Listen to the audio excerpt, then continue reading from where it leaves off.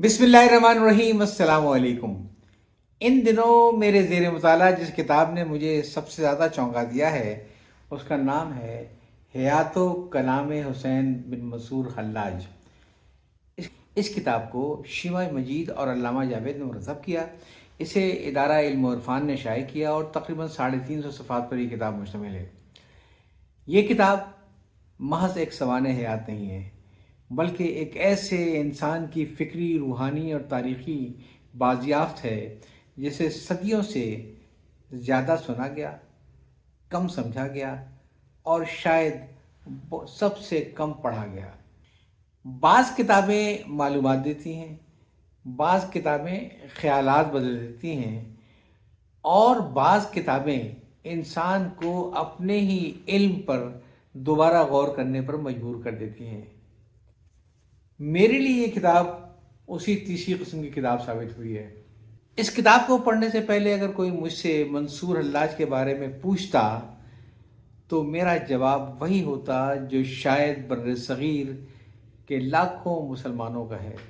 मैं सिर्फ इतना जानता था कि उन्होंने अनल हक का नारा लगाया, खुदाई का दावा किया और इसी जुर्म में उन्हें फांसी की सज़ा दे दी गई। मेरी सारी मालूमात सिर्फ चंद जुमलों और सुनी सुनाई बातों और चंद अधूरे हवालों तक महदूद थी। मंसूर का नाम आते ही मेरे जहन में लाल शहबाज कलंदर का वो मारूफ फारसी शेर गूंजता था, मनम उस्मान मरवंदी के यारे शेख मंसूरम, मलामत मी कुनत खलके व मन बरदार मी रसम। मैं तसव्वुर करता था कि शायद मंसूर को तख्तेदार पर लाया गया होगा, उन्होंने वहाँ वज्द के आलम में दोनों हाथ बुलंद किए होंगे, अनल हक का नारा लगाया और रक्स करते हुए फांसी कबूल कर ली। लेकिन इस किताब ने मेरे जहन में बनी हुई पूरी तस्वीर बदल कर रख दी। मुझे पहली बार ये एहसास हुआ कि तारीख़ को सिर्फ सुनना काफ़ी नहीं होता है, बल्कि इसे पढ़ना भी ज़रूरी है। मुग़ीस हुसैन बिन मंसूर बिन मुसन्ना हल्लाज 244 हिजरी में ईरान के सूबे फ़ारस के इलाके तूर बैज़ा के करीब वहाँ पैदा हुए। बचपन ही में उन्होंने कुरान हिफ्ज़ कर लिया था। कम उम्री ही से इबादत, रियाज़त, मुताला और तसव्वुफ़ की तरफ माइल हुए। बाद में उन्होंने बसरा, बगदाद, मक्का, खुरासान, तुर्किस्तान और हिंदुस्तान तक के सफ़र किए। मुतअद्दिद तारीख़ी रवायत के मुताबिक वो मुल्तान, कश्मीर और सिंध के इलाक़ों में भी पहुँचे थे, जहाँ उन्होंने अहले इल्म से मुलाकातें की और अपने अफ़कार पेश किए। मुझे सबसे ज़्यादा हैरत उस वक्त हुई जब मालूम हुआ कि मंसूर हल्लाज सिर्फ एक सूफ़ी या दरवेश नहीं थे, बल्कि गैर मामूली दर्जे के एक मुसन्निफ़ भी थे। इस किताब के मुताबिक उन्होंने तकरीबन 47 किताबें तस्नीफ़ की थीं।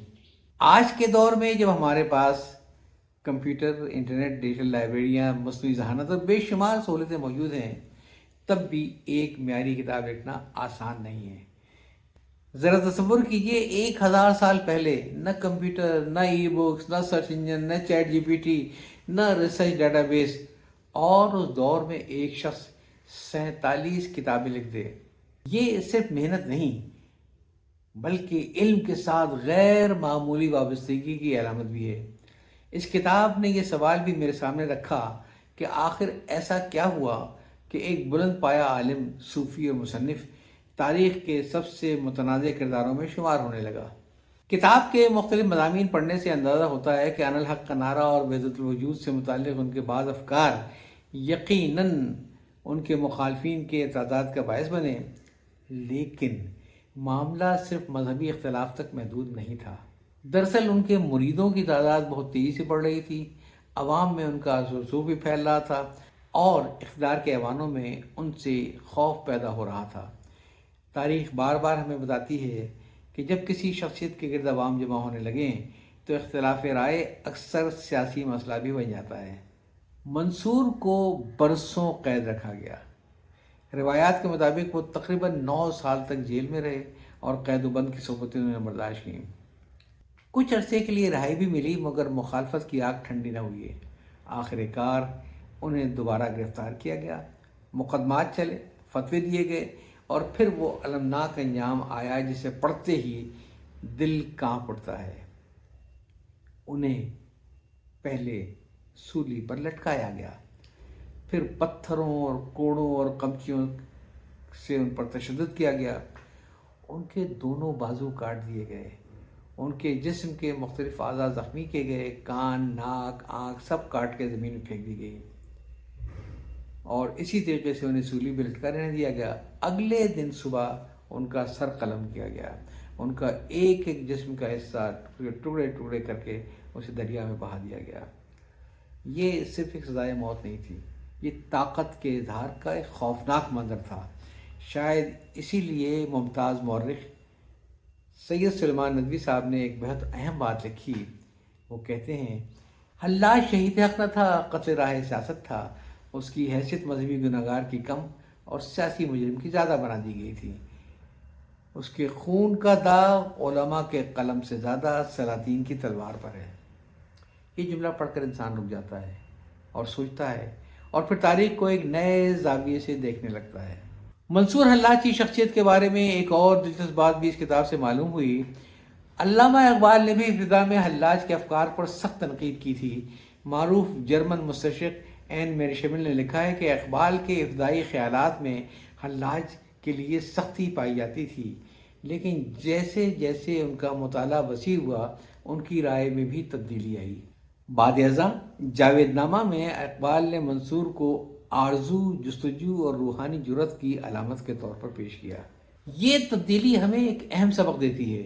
बड़ा आदमी वो नहीं जो कभी अपनी राय न बदले, बल्कि बड़ा आदमी वो है जो नए इल्म की रोशनी में अपनी राय को दुरुस्त कर ले।